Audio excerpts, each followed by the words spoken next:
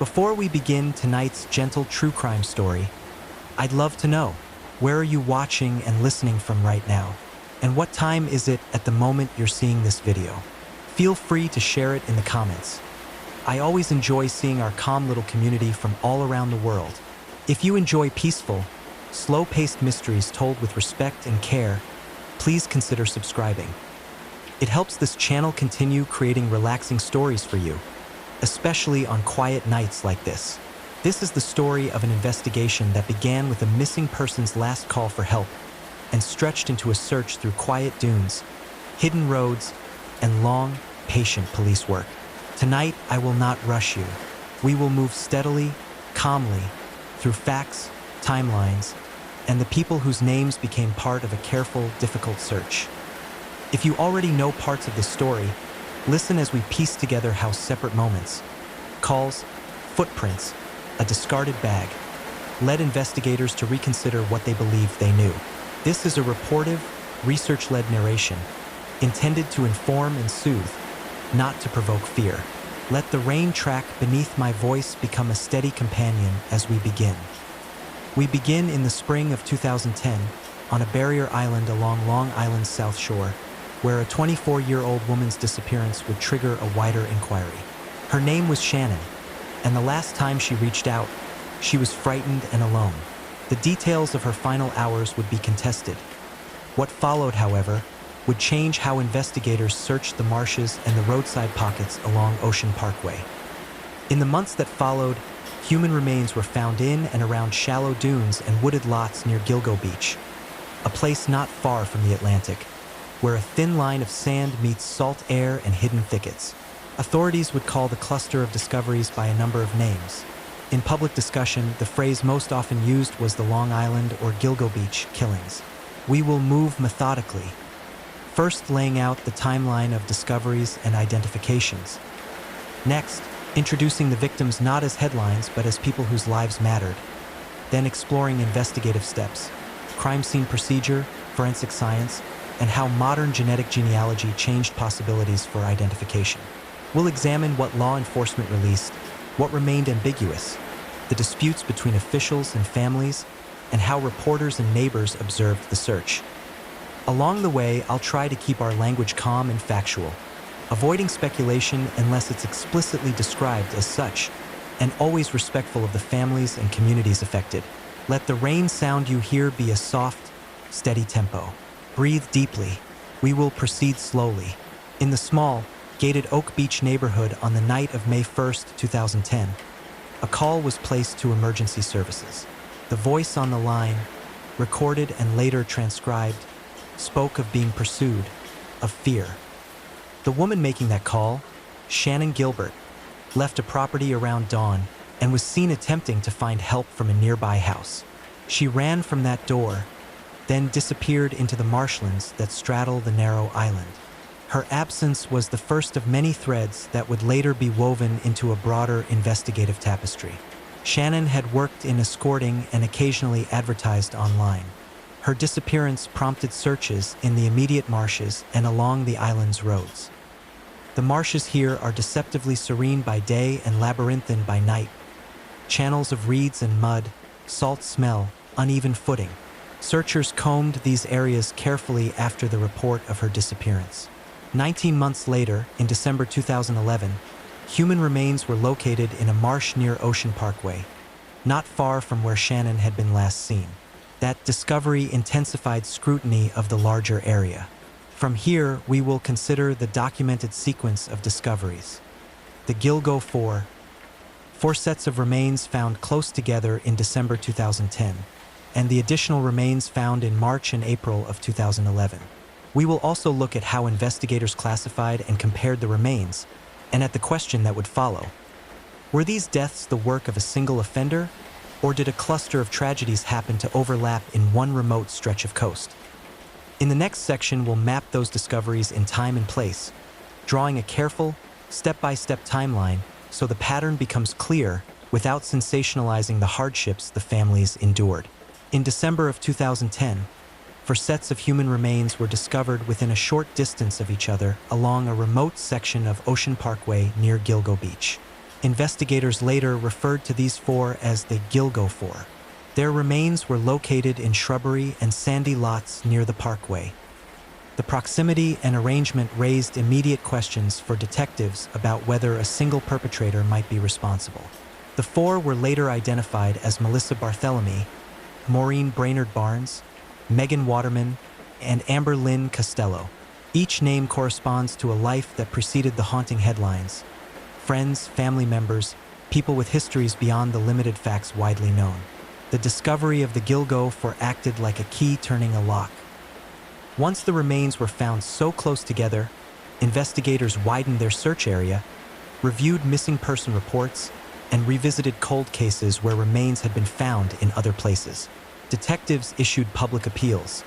They checked miles of roadways, culverts, and thick brush.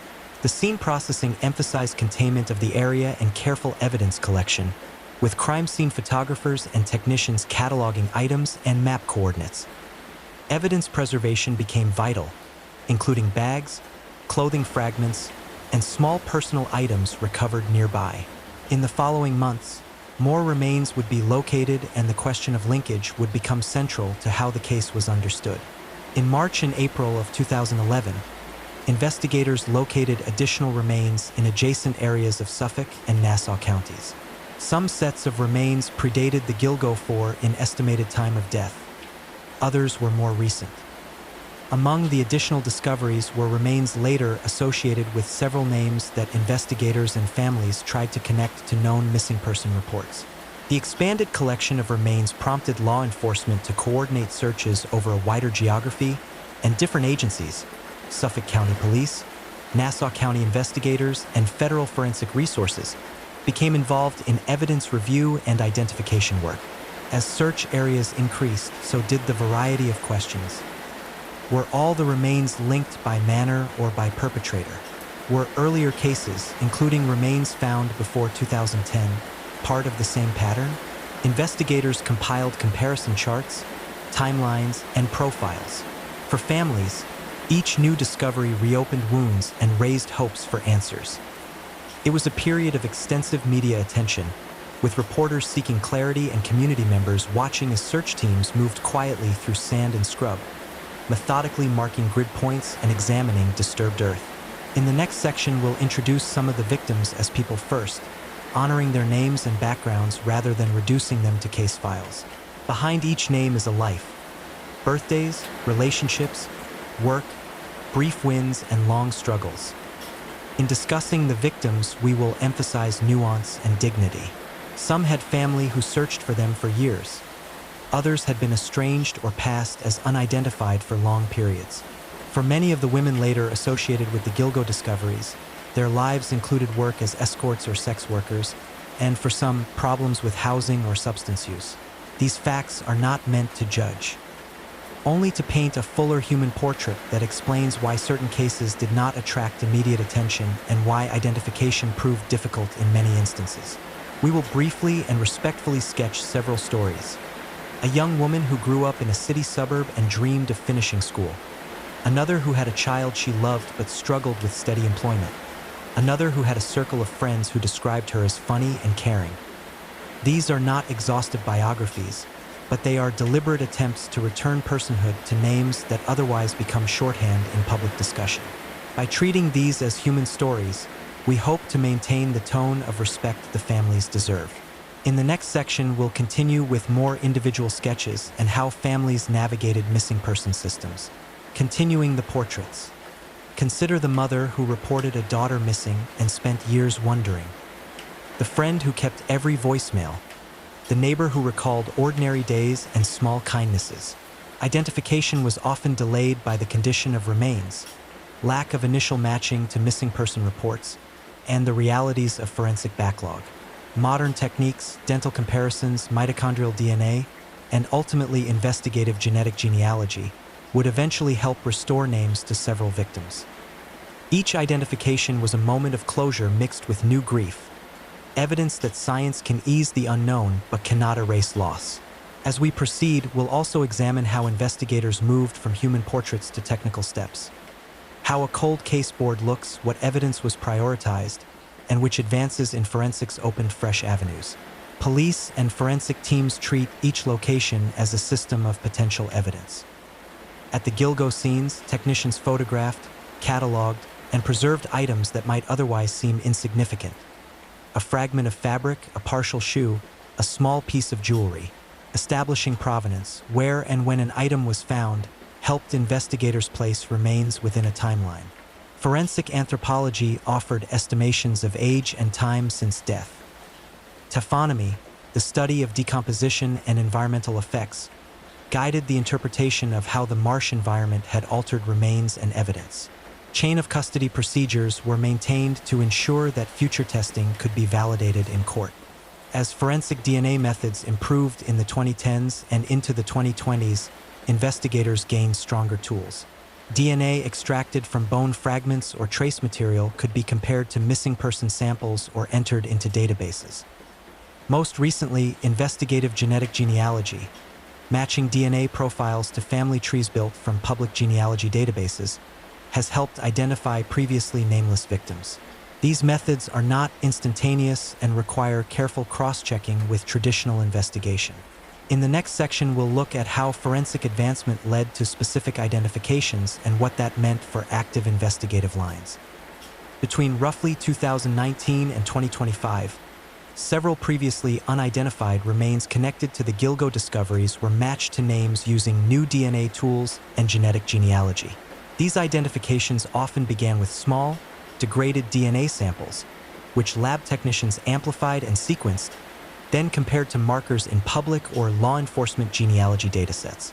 Genealogists built family trees, traced descendants, and reached living relatives to confirm relationships. For families, receiving a call that their long unidentified loved one had a name again was both relief and an invitation back into an investigation they had endured for years. Genetic genealogy is powerful but also requires ethical review. Privacy concerns, consent from database users, and procedural safeguards are part of how agencies decide to use such techniques. In this case, identifications clarified who some victims were, suggested timelines of disappearance for others, and in at least one instance led to renewed scrutiny of persons of interest. Identification does not always mean resolution of the crime, but it provides the human context investigators need to pursue motives, timelines, and potential connections.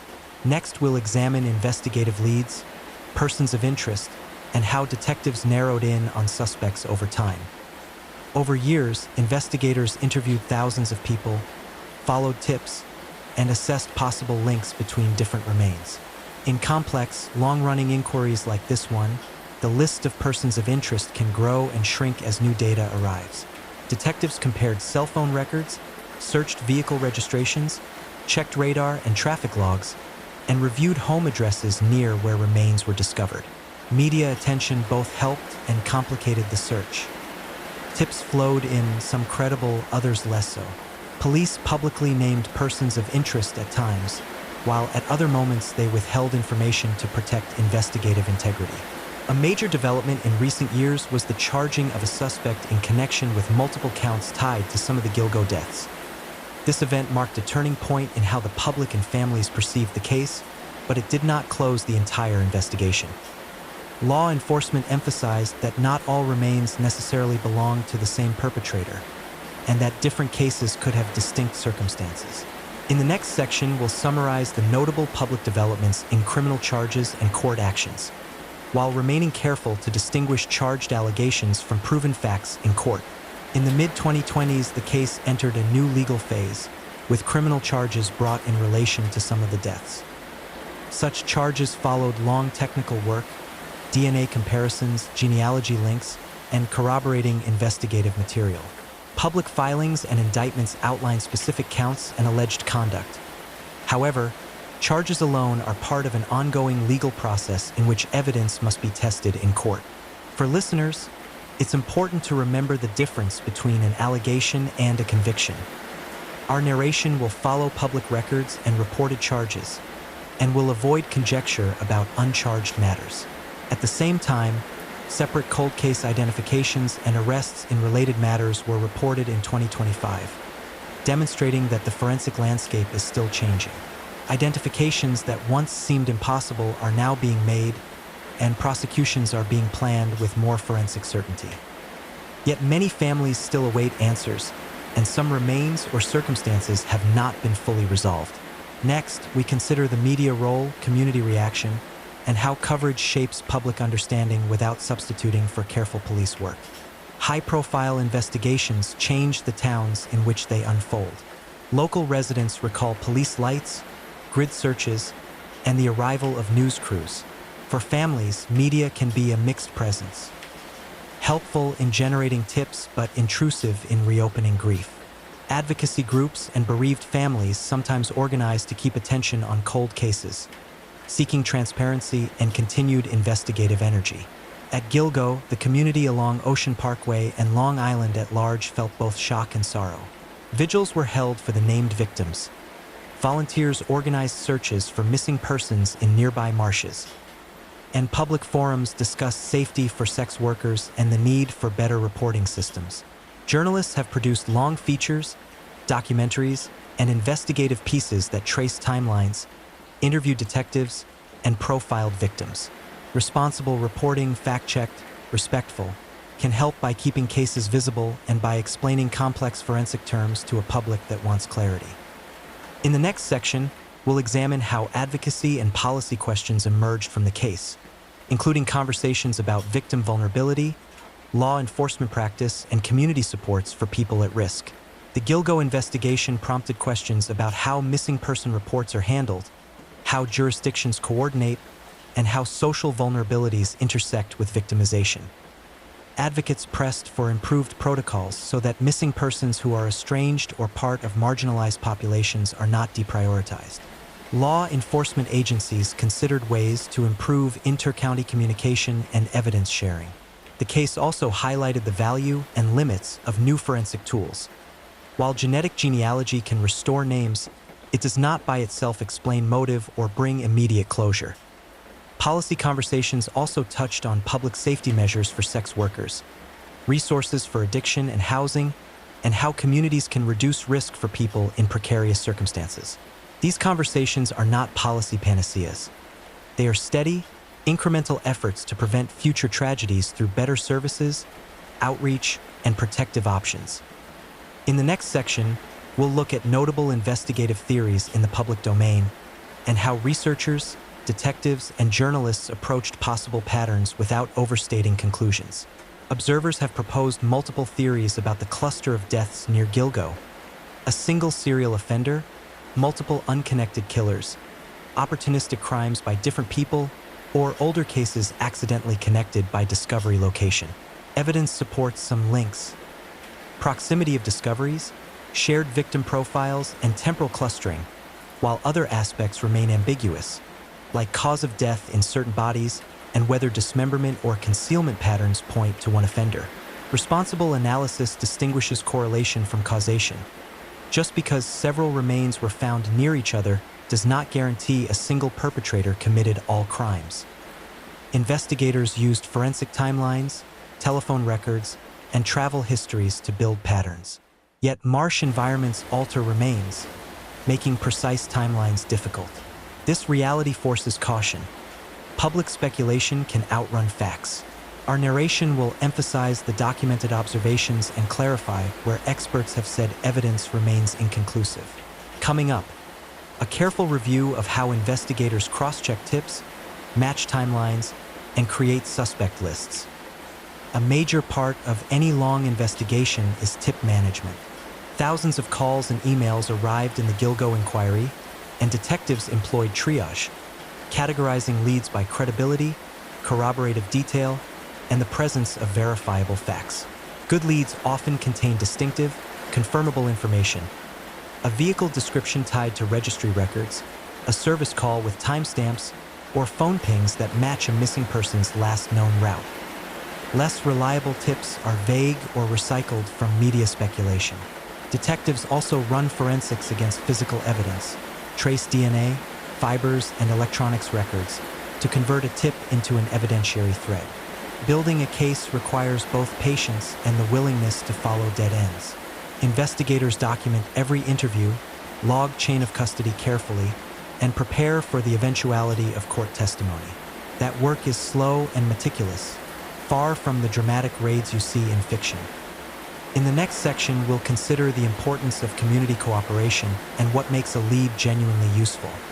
Often, a case advances because a neighbor remembers an odd truck at an odd hour, or a janitor recalls a discarded bag near a maintenance road.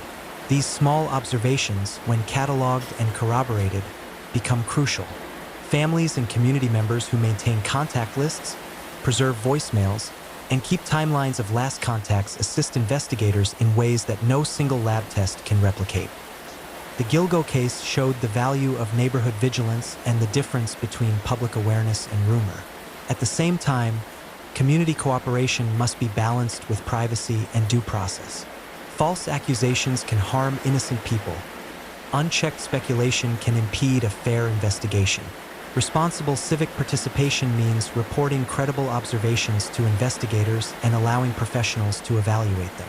Next, we'll consider the role of technology. Cell phone locates, surveillance video, and license plate readers in contemporary investigative work. Phones, cameras, and digital platforms leave traces. Pings from cell towers, credit card transactions, and online ads can provide timelines and connections investigators need. In the Gilgo inquiry, detectives analyzed call logs, ride records, and internet communications to reconstruct last known movements. Surveillance cameras near highways or gas stations sometimes yield frames that, when matched with times and locations, narrow a window of opportunity for investigators to identify suspects or vehicles. But technology is not flawless. Gaps in coverage, deleted records, and older devices that lack GPS complicate reconstructions. Additionally, digital evidence must be legally obtained through warrants and legal procedures and validated to be admissible in court. These steps are deliberate and formal to protect rights and ensure integrity. In our next section, we'll touch on what happens when cases go to court, including evidentiary challenges and the slow pace of trials. When charges are filed, prosecutors determine whether evidence meets the threshold to bring cases to trial. Trials test the chain of reasoning. Forensic evidence is examined by expert witnesses, timelines are scrutinized, and defense counsel explores alternative explanations. The public's expectation of swift justice often collides with the reality that trials require months of preparation and careful disclosure. In high-profile cases, pretrial publicity can also complicate jury selection and courtroom strategy. Families attend hearings with the hope of seeing answers, but also with the knowledge that legal processes measure a different pace than grief. Conviction or acquittal does not erase loss, but it does represent a legal finding about responsibility. Even after a prosecution, other questions can remain: forensic gaps, unidentified remains, or unresolved related cases. In the final section, we'll reflect on what the Gilgo investigation teaches us about patience, the evolving tools of modern forensics, and the need to treat victims with dignity. As we reach the close of this narration, let us return to the human center. This investigation, like many long cold cases, shows both the limits and the progress of modern criminal inquiry. Forensic tools that seemed nascent a decade ago are now yielding names and revitalizing leads. Families who once only had uncertainty are sometimes getting answers. At the same time, some questions remain unresolved and some lives remain unnamed in public records. Our final reflection is simple. Progress in investigation depends on patient science, responsible journalism, community cooperation, and above all, respect for victims and families. If you are listening in the dark with rain in the background, remember that these are people's stories, lives that mattered beyond headlines. Rest now. Let the rain steady your breath. If curiosity persists, return later and we can take a deeper dive into any section, whether the forensic methods, a particular victim's life and identification, the legal filings, or the technology investigators used. For tonight, let the pace be slow and the facts calm. Story 2. This is the story of a mystery that began on a quiet stretch of sand and grew, over decades, into something many called emblematic of the unsolved.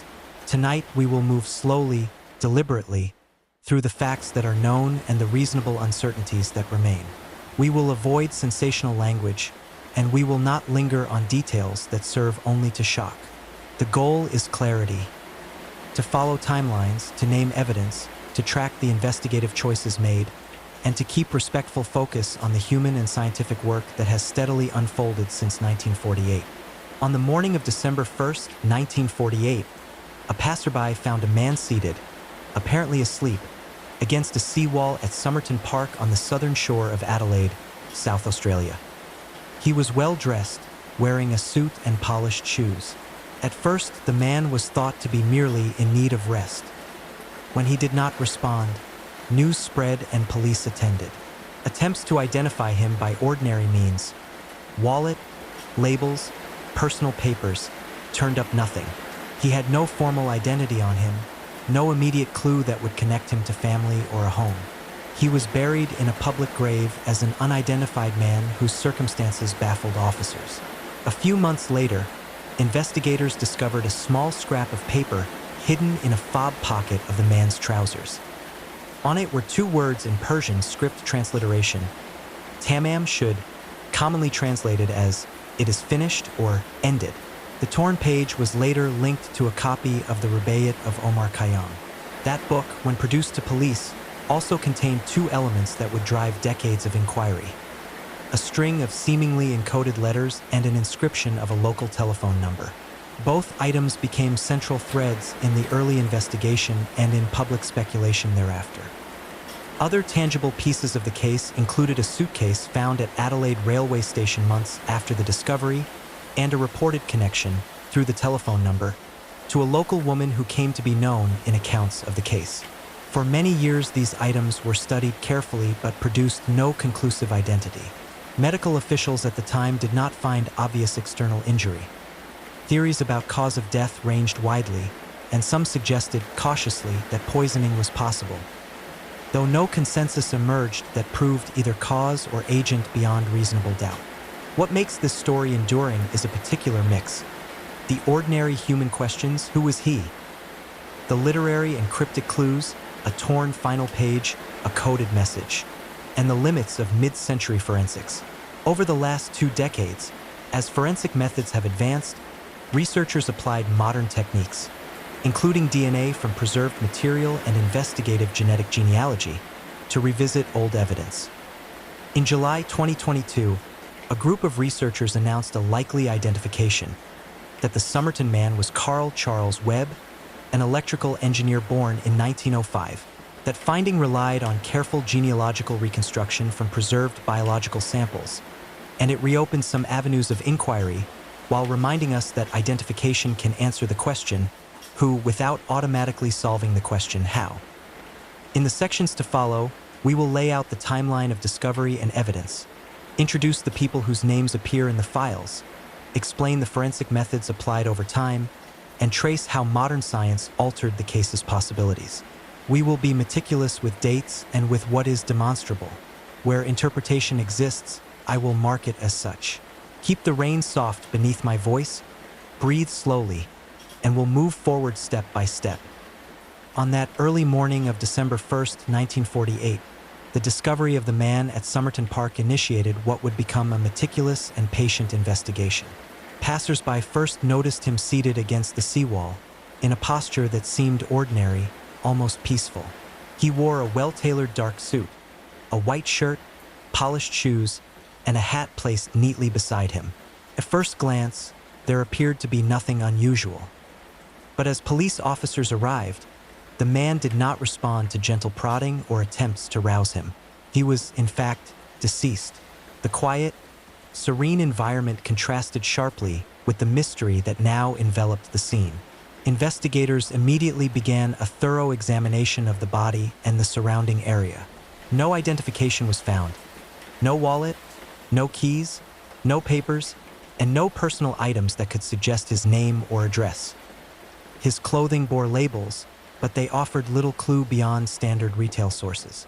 He had nothing in his pockets except small items, including a bus ticket stub, which suggested he had recently traveled but gave no definitive insight into his identity. This absence of information would become one of the defining elements of the case. The question of who he was remained unanswered for decades. Medical officers performed an initial autopsy. The findings were inconclusive, leaving open multiple possibilities.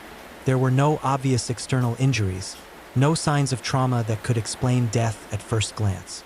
The exact cause of death remained undetermined, and hypotheses ranged from natural causes to possible poisoning. The medical examiner's reports noted that toxicological techniques of the era were limited, and certain substances could go undetected. The quiet precision of forensic work would, therefore, have to coexist with a degree of uncertainty that even modern investigators would acknowledge decades later. In the days following the discovery, the man's presence became a subject of local curiosity and concern. Police took photographs, sketched the scene, and meticulously documented measurements. Distances from the seawall, footprints, and nearby objects were all recorded. The location itself, a relatively remote stretch of beach, offered little immediate explanation for why he might have been there. The surrounding area was accessible, yet sparsely populated at the time, which deepened the enigma. Officers questioned neighbors, local business owners, and anyone who might have observed unusual activity, but leads were scarce and often contradictory. This section of the story underscores a pattern that would repeat throughout the investigation. Careful, deliberate documentation coupled with the persistence of unanswered questions. Every small detail, the placement of a hat, a bus ticket stub, the angle of the man's body, was recorded in hopes that patterns would emerge. The patience and precision demonstrated by law enforcement set a standard that modern investigators would later appreciate, especially when reviewing the case with contemporary forensic technology. As we continue, we will see how a seemingly small discovery, a scrap of paper hidden in the man's pocket, would introduce the phrase that would become synonymous with this enduring mystery, Tamam Shud. Several months after the initial discovery of the Somerton man, a small but remarkable clue emerged. A scrap of paper was found hidden in a fob pocket of the man's trousers. On it were two words, written in Persian script transliteration, Tamam Shud. Translated into English, these words mean, "It is finished," or "ended." The fragment appeared to have been torn from the final page of a book, a detail that would soon become central to the unfolding investigation. Police traced the fragment to a copy of the Rubaiyat of Omar Khayyam, a collection of quatrains by the Persian poet.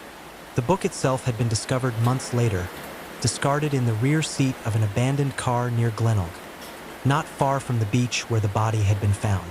Inside the book, investigators observed two noteworthy items. First, a string of seemingly coded letters written in pencil, and second, an inscription of a local telephone number. Both would spark decades of interest and analysis, providing the only lead that might connect the man to a broader human context. The telephone number led to a local woman, who, for reasons kept private in early reports, became known simply as the Rubaiyat woman. She reportedly indicated that she had never seen the man before and had no knowledge of the code, yet her connection to the book added a tangible, human link to the otherwise abstract puzzle. The coded letters, on the other hand, resisted interpretation for years. Cryptographers and amateur enthusiasts attempted to decipher them, producing numerous theories but no definitive conclusion. The code remains one of the case's most intriguing mysteries, a symbolic thread that continues to invite both fascination and caution. The presence of the Tamam Shud fragment transformed the case from a standard unidentified body investigation into a story that combined mystery, literature, and the limits of mid-century forensic science.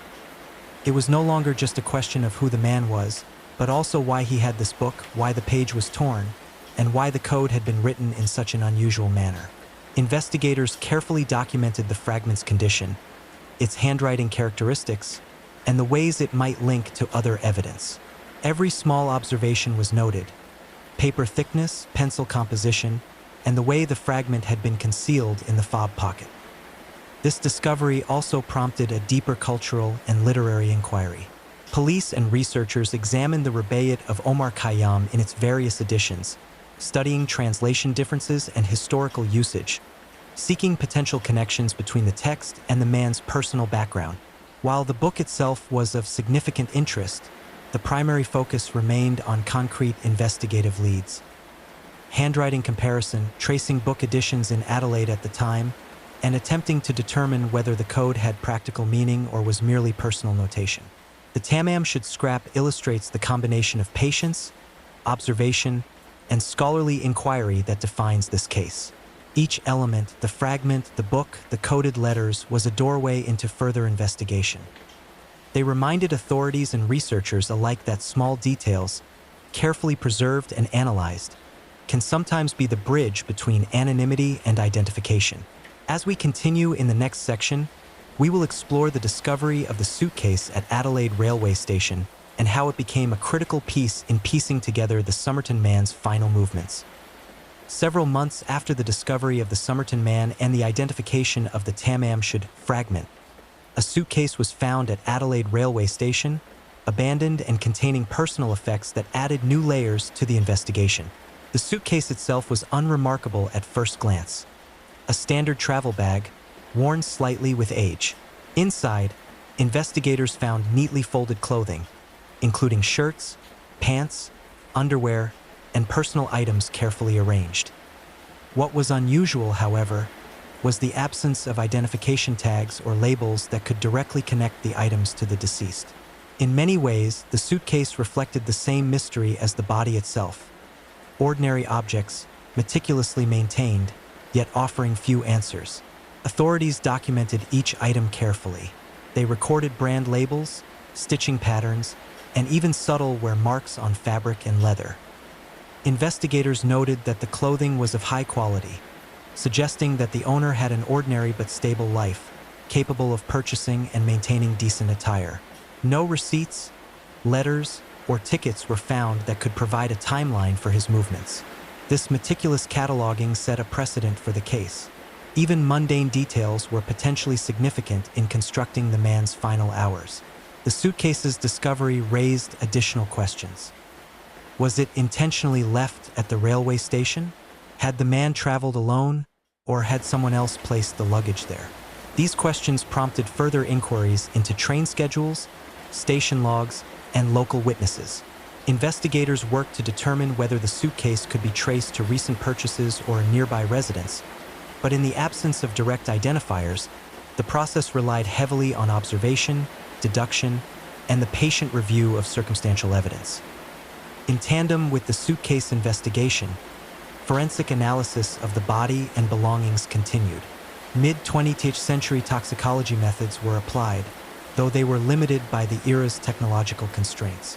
Pathologists carefully examined hair, nails, and internal organs for traces of toxins, and while the results did not yield conclusive proof of poisoning, they remained a vital part of the investigative record.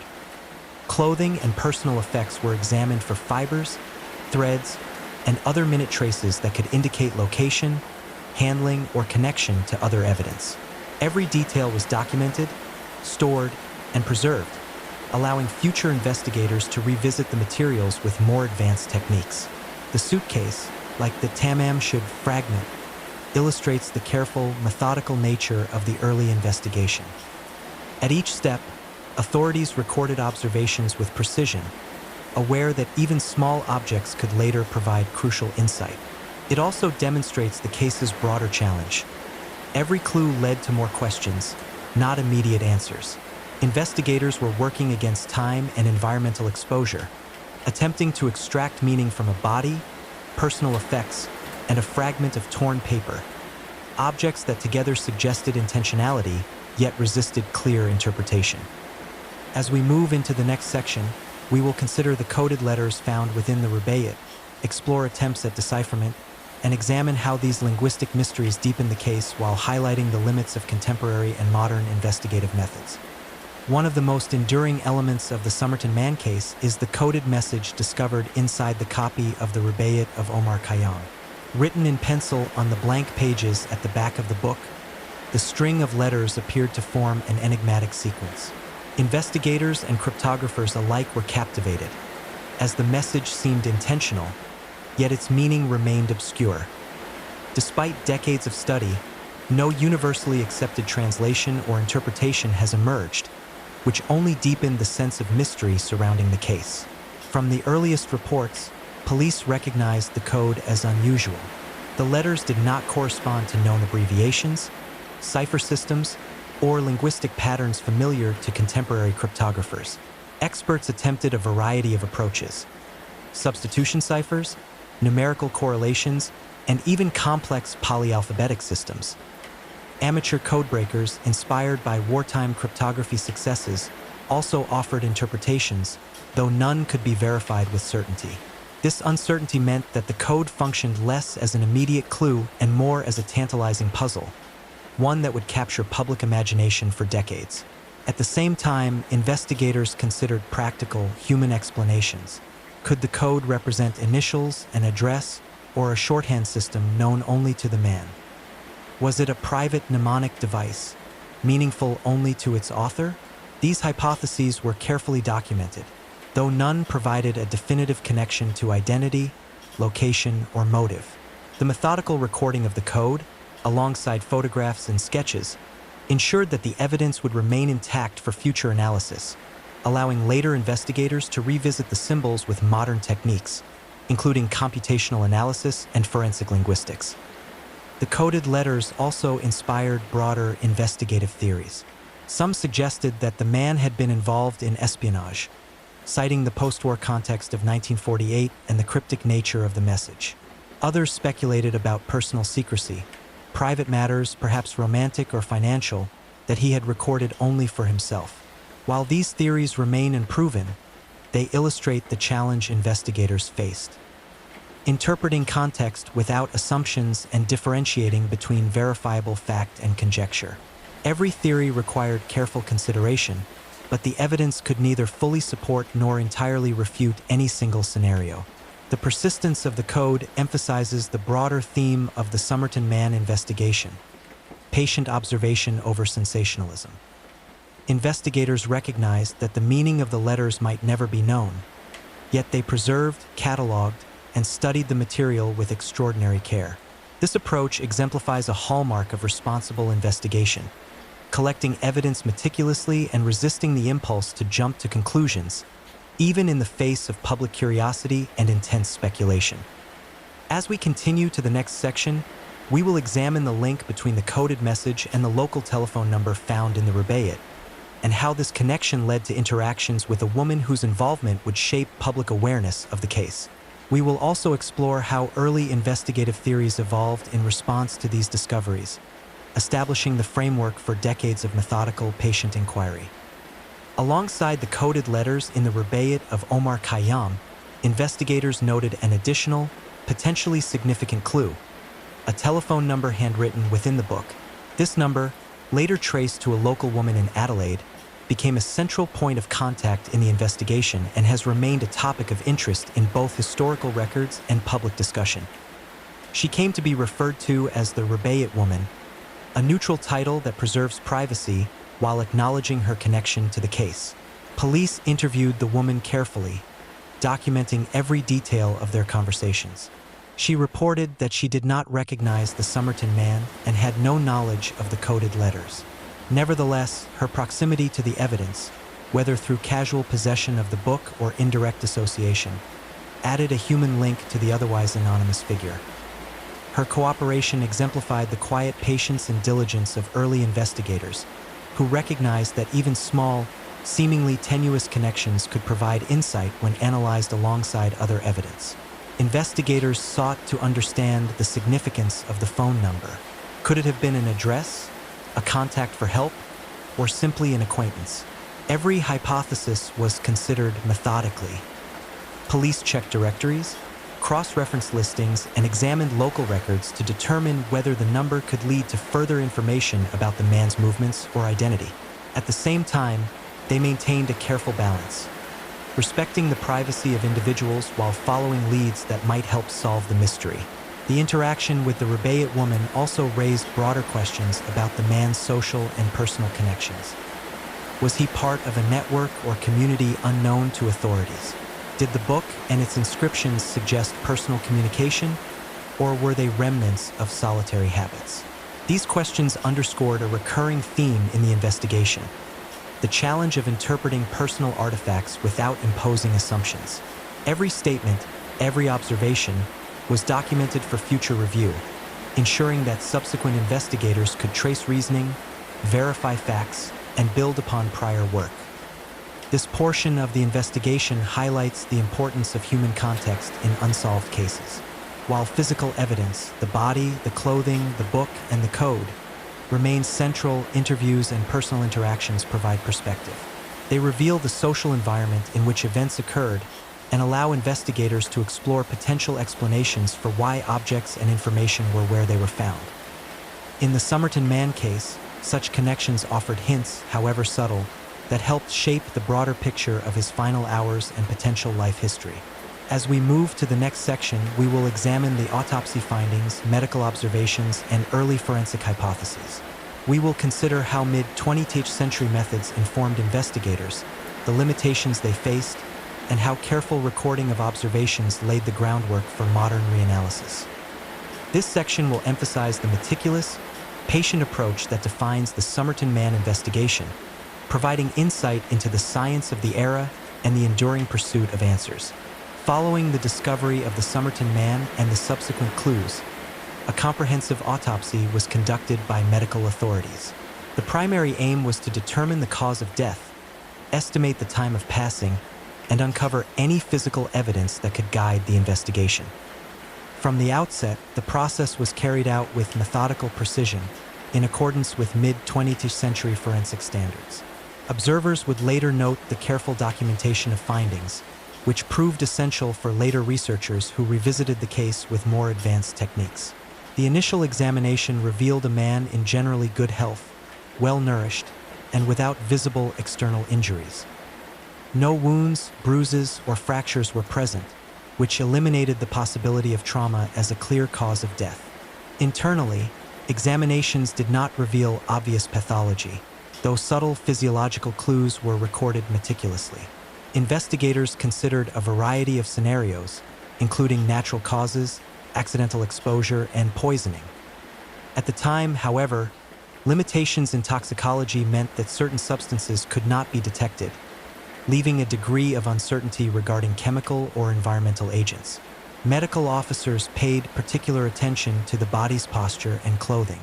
The man had been seated upright against a seawall, with his head slightly tilted and arms resting naturally. His clothing, neatly arranged and undisturbed, suggested deliberate placement rather than a struggle or hurried movement. These observations informed early theories about his final moments. Some hypothesized that he may have experienced sudden incapacitation, while others considered the possibility of intentional concealment or careful positioning after death. Each hypothesis was treated with caution, emphasizing evidence over speculation. Toxicological tests of the era were applied to bodily tissues, though modern investigators would later note that certain toxins, particularly rare plant-derived compounds or synthetic agents, could escape detection. Analysts examined stomach contents, liver tissue, and other biological samples, recording minute details of coloration, texture, and chemical reactions. Although the results were inconclusive, the meticulous recording of observations allowed for the preservation of a scientific record.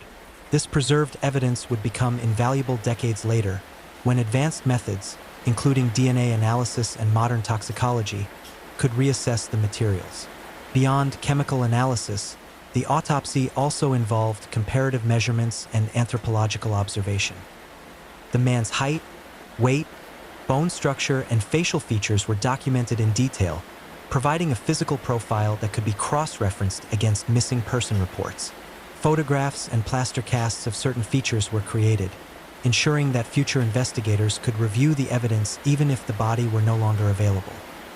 This combination of direct observation and careful recording exemplified the disciplined approach of the time, balancing investigative thoroughness with scientific restraint. As we move to the next section, we will explore the advancements in forensic science and genetic analysis that decades later allowed researchers to propose a probable identification for the Somerton Man. We will consider how modern techniques intersected with historical evidence, illustrating both the power and the patience required to solve a case that remained enigmatic for more than 70 years. Decades after the initial investigation, the Somerton Man case remained unresolved, its mysteries preserved in carefully maintained files, photographs, and preserved biological material. As forensic science advanced through the late 20th and early 21st centuries, researchers began revisiting old evidence with new techniques, particularly in DNA analysis and genetic genealogy. These methods would ultimately provide the most promising avenue for resolving the man's identity. Modern investigators were able to extract DNA from preserved tissue and hair samples.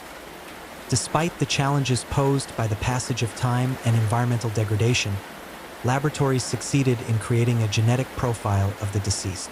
This profile was then compared against genealogical databases, a process that involved tracing extended family lines and reconstructing ancestry using a combination of historical records and genetic markers. Each step required extraordinary precision, as the risks of contamination or misinterpretation were high. Yet the meticulous preservation of evidence from the 1940s proved invaluable. Without it, no modern analysis could have been attempted. In July 2022, after years of methodical work, researchers announced a significant development. Using advanced genealogical techniques, they proposed that the Somerton man was likely Carl Charles Webb, an electrical engineer born in 1905. Webb had no direct living family known to authorities at the time of the investigation, but through distant relatives and careful reconstruction of genealogical lines, scientists were able to link DNA markers to existing family members. While the identification did not solve every question in the case, it answered the fundamental question of who the Somerton man was. This breakthrough illustrates the intersection of historical diligence and modern technology. The careful recording of physical features, the preservation of biological samples, and the detailed documentation of the man's belongings in 1948 all became crucial components of the modern analysis. It also underscores a recurring theme in true crime research, that patience, attention to detail, and methodological rigor are often as important as intuition or immediate discovery. However, identification does not resolve all remaining questions. While researchers could likely establish the man's name, the circumstances of his death remain uncertain. Questions about cause, motive, and the significance of the coded letters persist. Modern forensic tools may eventually provide additional insights, particularly if further biochemical testing or digital analysis of records becomes feasible. For now, the case serves as a bridge between mid-century investigative methods and the cutting-edge science of today, demonstrating how each era contributes to the pursuit of understanding. The Somerton man case also offers a lesson in investigative humility. Even with decades of careful work, and even with modern technology, some mysteries remain partially unresolved. The combination of ordinary life, extraordinary circumstance, and cryptic evidence reminds us that every unsolved case has layers. Some tangible, some interpretive, and some that may never be fully explained.